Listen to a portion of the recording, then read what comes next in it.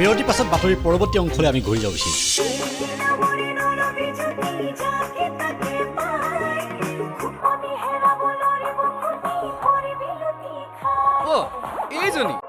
এইজনী মই ইনষ্টাগ্ৰামত দেখিয়ে থাকোঁ।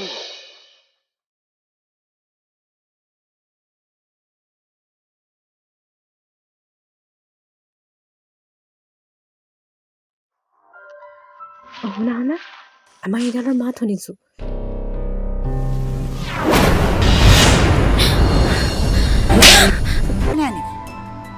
তাকেহে একেবাৰে পুৱাই ওলাই যোৱা নহয় ককাইদেউ, এতিয়ালৈকে আহিয়ে পোৱাহি নাই। আৰু ফোনটো ছুইচ অফ পাইছোঁ নহয় ককাইদেউ। কিবা বিপদতে পৰিছে নেকি? তাতে আজিকালি আকৌ দিনকালো আগৰ দৰে ভাল নহয়। দেউতা